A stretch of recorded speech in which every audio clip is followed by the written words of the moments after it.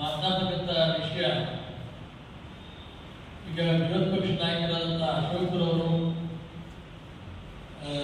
ಅಶ್ವಥ್ ನಾರಾಯಣ ಅವರು ಮಾಜಿ ಮಂತ್ರಿಗಳಾದ ಅಶ್ವಥ್ ನಾರಾಯಣ ಅವರು ಮೈಸೂರು ಬಂದಾಗ ಮುಖ್ಯಮಂತ್ರಿಗಳನ್ನ ವೀಕ್ ಮುಖ್ಯಮಂತ್ರಿ ಅಂತ ಹೇಳ್ತಾರೆ.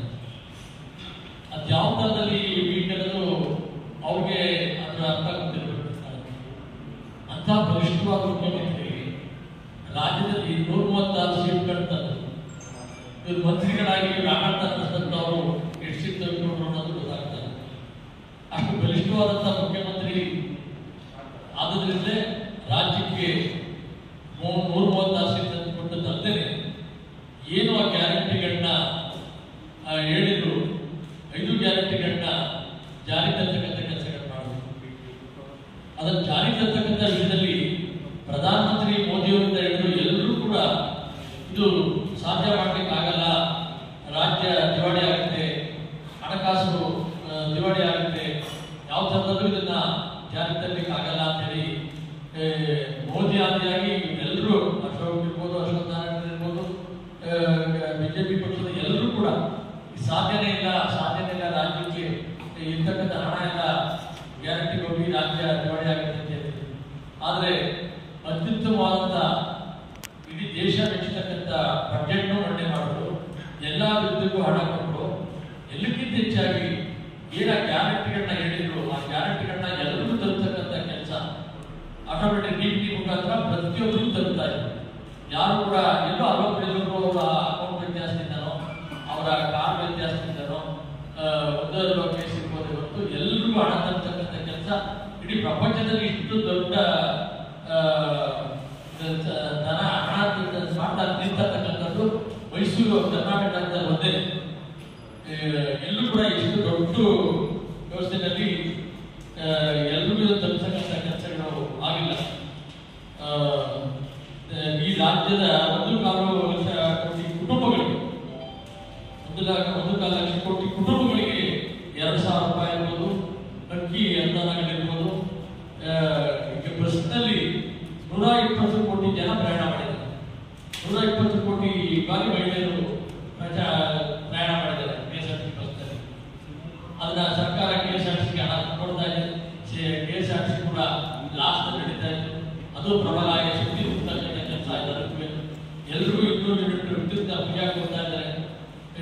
ಅಲ್ಲೂ ಕೂಡ ನಾವು ವಿದ್ಯುತ್ತಲ್ಲೂ ಕೂಡ 1,000 ರೂಪಾಯಿಗಳಾಗಿ ಅಷ್ಟು ಉಚಿತ ವಿದ್ಯುತ್ ಕೊಟ್ಟರು ಕೂಡ ಸರ್ಕಾರ ಯಾವುದೇ ರೀತಿಯಲ್ಲಿ ಸರ್ಕಾರದ ಆಡಳಿತಕ್ಕೆ ಚ್ಯುತಿ ಬಾಧೆ ರೀತಿಯಲ್ಲಿ ನಡೀತಕ್ಕಂಥ ಅಂತ ಅತ್ಯುತ್ತಮ ಮುಖ್ಯಮಂತ್ರಿನ ಅವ್ರ ಬಗ್ಗೆ ಹೇಳಲಿಕ್ಕೆ ಇನ್ನೇನು ಇಲ್ಲ.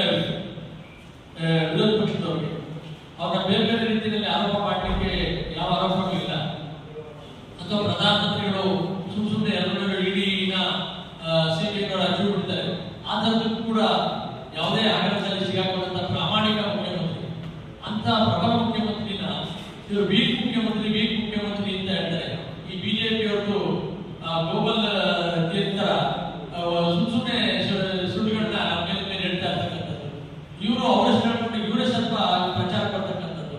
ಅಂತ ಸ್ಟ್ರಾಂಗ್ ಮುಖ್ಯಮಂತ್ರಿನ ಇವರೇ ವೀಕ್ ಅಂತ ಇವ್ರ ಪ್ರಚಾರಕ್ಕೆ ಇವರೆಲ್ಲರೂ ಏನ್ ಮಾಡ್ತಾ ಇದ್ದಾರೆ ಅಂತ ಇವ್ರ ಹೆಸರು ಎಲ್ಲರೂ ಬರ್ತಾ ಇದ್ದಾರೆ. ಅವ್ರ ಹೆಸರು ಹೇಳ್ಕೊಂಡು ಇವ್ರ ಪ್ರಚಾರ ತೆಗೆದುಕೊಳ್ತಾ ಇದ್ದಾರೆ. ಅವ್ರನ್ನ ವೀಕ್ ಮುಖ್ಯಮಂತ್ರಿ ಅಂತಕ್ಕಂಥ ಮಾತನ್ನ ಇವ್ರ ಮುಂದೆ ಇದೇ ರೀತಿಯಲ್ಲಿ ನಾವು ಬಳಸಿದ್ರೆ ಅವ್ರಿಗೆ ಎಲ್ಲಿ ಬರ್ತಾ ಮೈಸೂರು ಎಲ್ಲ ಕಾರ್ಯಕ್ರಮಕ್ಕೂ ನಾವು ಪ್ರತಿಭಟಿಸಬೇಕಾದ್ರೆ ಅವರ ಕಾರ್ಯಕ್ರಮಕ್ಕೆ ಅಡ್ಡ ಹಾಕಬೇಕಾಗುತ್ತೆ. ಹೇಳ್ಬೋದು ಕೂಡ ಅದನ್ನ ಯಾವ ಕಾರಣಕ್ಕೂ ಮಾಡಬಹುದು ಅಂತ ಪ್ರಬಲ ಮುಖ್ಯಮಂತ್ರಿ. ಇಡೀ ದೇಶ ನಮ್ಮ ಕಾರ್ಯಕ್ರಮ ತಿರುಗಿಕೊಡ್ತಾ ಇದೆ.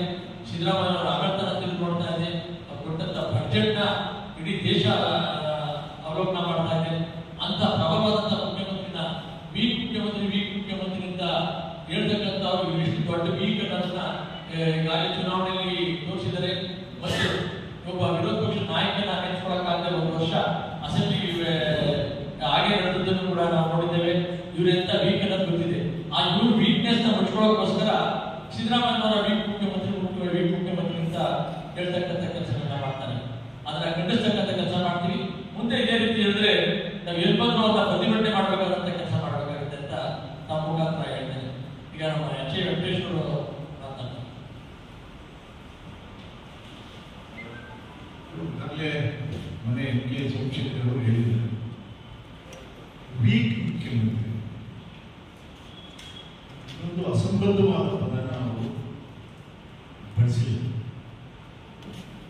ರಾಜ್ಯದಲ್ಲಿ ಬಲಿಷ್ಠವಾದಂತಹ ಮುಖ್ಯಮಂತ್ರಿ ಅಂತ ಜನ ಮಾತಾಡ್ತಾರೆ. ಆ ಬಲಿಷ್ಠವಾದಂತಹ ನಾಯಕತ್ವದಲ್ಲಿ ಬಿಜೆಪಿ ಕಳೆದ ವಿಧಾನಸಭೆಯಲ್ಲಿ ಸೋತಿದೆ. ಹಾಗಾಗಿ ಅವರು ಮುಂದೆ ಎಚ್ಚರಿಕೆ ಆಮೇಲೆ ಸಚಿವರು ಎಲ್ಲೇ ಮಾತಾಡ್ತಾ ಇದ್ರು ಕೂಡ ಸರ್ಕಾರಿ ಕಾರ್ಯಕ್ರಮ ಅಂದ್ರೆ ಒಂದು ಶಿಷ್ಟಾಚಾರ ಇದೆ. ಏನು ಭ್ರಮೆ ಸೃಷ್ಟಿಸಿರೋದ್ರಿಂದ ಒಂದು 4 ಜನ ನಿಂತ್ಕೊಂಡು ಮೋದಿ ಮೋದಿ ಮೋದಿ ಅಂತೇಳಿ ಹೋಗಿದ್ದಾರೆ. ಬಹಳ ಶಿಷ್ಟಾಚಾರ ಉಲ್ಲಂಘನೆಗಳನ್ನ ಇವರು ಮಾಡ್ತಾ ಇದ್ದಾರೆ. ಅದು ಸರ್ಕಾರಿ ಕಾರ್ಯಕ್ರಮ ಮೈಸೂರಲ್ಲಿ ನಡೆದಿದೆ, ಮಂಡ್ಯದಲ್ಲಿ ನಡೆದಿದೆ, ರಾಜ್ಯದ ವಿವಿಧ ಭಾಗಗಳಲ್ಲೂ ಕೂಡ ನಡೆದಿದೆ. ಅದನ್ನು ಕೂಡ ನಾವು ತೀವ್ರವಾಗಿ ಖಂಡಿಸಿದ್ದೇವೆ. ಈಗ ನಾವೆಲ್ಲರೂ ಕೂಡ ಮೈಸೂರು ಲೋಕಸಭಾ ಕ್ಷೇತ್ರದ ಅಭ್ಯರ್ಥಿಯಾಗಿ ಎಂ ಲಕ್ಷ್ಮಣ್ ಅವರು ಘೋಷಣೆ ಮಾಡಿದ್ದಾರೆ. ಅವರ ಘೋಷಣೆನ ನಾವು ಸ್ವಾಗತ ಮಾಡ್ತೇವೆ. ಅವರ ಪರವಾಗಿ ಚುನಾವಣಾ ಪ್ರಚಾರದಲ್ಲಿ ಈಗ KR ಕ್ಷೇತ್ರ ಅಂತ ತಿಳ್ಕೊಳ್ಳಿ, ಶ್ರೀಮಾನ್ ಕೆ ಸೋಮಶೇಖರ್ ಅವರ ನೇತೃತ್ವದಲ್ಲಿ KR ಕ್ಷೇತ್ರದಲ್ಲಿ ಚುನಾವಣಾ ಪ್ರಚಾರ ನಡೆಯುತ್ತೆ. ಅದೇ ರೀತಿ ಇಡೀ ಕ್ಷೇತ್ರದಾದ್ಯಂತ ಚುನಾವಣಾ ಪ್ರಚಾರದ ಸಿದ್ಧತೆಗಳನ್ನು ನಾವು ಮೇಲೆ ಶುರು ಮಾಡ್ತೇವೆ. ಮೀಟಿಂಗ್ ಮೇಲೆ ಮೀಟಿಂಗ್ ಕೂಡ ನಾವು ಮಾಡ್ತೇವೆ. ಒಂದು ಚುನಾವಣೆ ಅಂದರೆ ಒಂದು ಸರ್ಕಾರದ ಮೌಲ್ಯ. ನಾವು ಜನತೆಗೆ, ಯುವಕರಿಗೆ, ಮಹಿಳೆಯರಿಗೆ ಕರೆ ಕೊಡ್ತೇವೆ. 5 ವರ್ಷ ಚುನಾವಣಾ ಪ್ರಚಾರ ನಡೆಯುತ್ತೆ. ಅದೇ ರೀತಿ ಇಡೀ ಕ್ಷೇತ್ರದಾದ್ಯಂತ ಚುನಾವಣಾ ಪ್ರಚಾರದ ಸಿದ್ಧತೆಗಳನ್ನು ನಾವು ಮೇಲೆ ಶುರು ಮಾಡ್ತೇವೆ. ಮೀಟಿಂಗ್ ಮೇಲೆ ಮೀಟಿಂಗ್ ಕೂಡ ನಾವು ಮಾಡ್ತೇವೆ. ಒಂದು ಚುನಾವಣೆ ಅಂದರೆ ಒಂದು ಸರ್ಕಾರದ ಮೌಲ್ಯ. ನಾವು ಜನತೆಗೆ, ಯುವಕರಿಗೆ, ಮಹಿಳೆಯರಿಗೆ ಕರೆ ಕೊಡ್ತೇವೆ. 5 ವರ್ಷ ಚುನಾವಣಾ ಪದ್ಧತಿಯಿಂದ ಸುಮ್ಮನೆ ಇದೆ. ನಾವು ಪಕ್ಷಾತೀತವಾಗಿ ಮನವಿ ಮಾಡ್ತಾ ಇದ್ದೀನಿ. ಒಂದು ಸರ್ಕಾರವನ್ನು ಮೌಲ್ಯಮಾಪನ ಮಾಡ್ತಾ ಇದ್ದೀವಿ. ಬಹುಶಃ ಮೋದಿಯವರ ಆಡಳಿತವನ್ನು ಇವತ್ತು ನಾವು ಮೌಲ್ಯಮಾಪನ ಮಾಡಲಿಕ್ಕೆ ಒಂದು ಸುಸಂದರ್ಭ ಬಂದಿದೆ. ಜನ ಅದನ್ನು ಸರಿಯಾಗಿ ಉಪಯೋಗಿಸ್ತಾರೆ ಅಂತ ಹೇಳಿ ನಾವು ಭಾವನೆ ಮಾಡಿದ್ದೀವಿ. ಜೊತೆಗೆ ಕರ್ನಾಟಕದಲ್ಲಿ ಸಿದ್ದರಾಮಯ್ಯ ಮತ್ತು DK ಶಿವಕುಮಾರ್ ಅವರ ನೇತೃತ್ವದಲ್ಲಿ ನಾವೇನು ಗ್ಯಾರಂಟಿ ಕೊಟ್ಟಿದ್ದೇವೆ, ಗ್ಯಾರಂಟಿ ಫಲಾನುಭವಿಗಳು ಯಾವತ್ತೂ ಕೂಡ ನಮ್ಮನ್ನ ಕೈ ಬಿಡೋದಿಲ್ಲ. ಕರ್ನಾಟಕ ಜನತೆಗೆ ಉಪಕಾರ ಸ್ಮರಣೆ ಇದೆ. ಹಾಗಾಗಿ ಸಿದ್ದರಾಮಯ್ಯನವರ ನೇತೃತ್ವದ ಸರ್ಕಾರದ ಪರವಾಗಿ ಕೂಡ ಈ ಚುನಾವಣೆಯಲ್ಲಿ ಮತ ನೀಡ್ತಾರೆ ಅಂತಕ್ಕಂಥ ಮಾತನ್ನು ಕೂಡ ಈ ಸಂದರ್ಭದಲ್ಲಿ